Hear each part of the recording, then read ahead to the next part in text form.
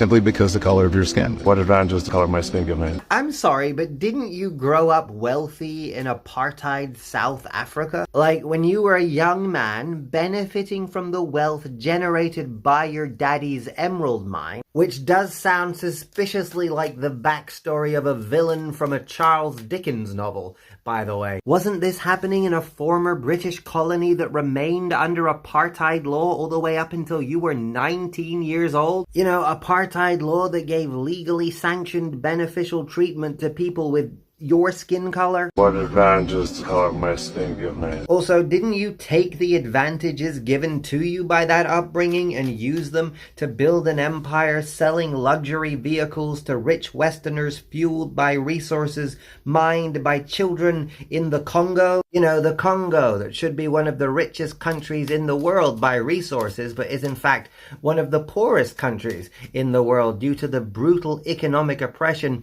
forced upon it by the West and the after effects of centuries worth of explicitly race-based Western colonialism. Now, I do actually think that there's too much focus on race in modern Western political discourse, but mostly because it's used as an issue to divide the common people from each other. I think we're deliberately split into groups of black and white and brown and gay and straight and cis and trans and left and right and this and that, and encouraged to identify very strongly through these collective characteristics. That way, rather than just being people with individual differing opinions, we're collectives who feel like our identities are directly at odds with one another. This turns the working people into their own enemy and prevents them from ever uniting as one and directing their anger towards the people who actually deserve it. That being said, there is something inherently insidious about the desire to remove the issue of race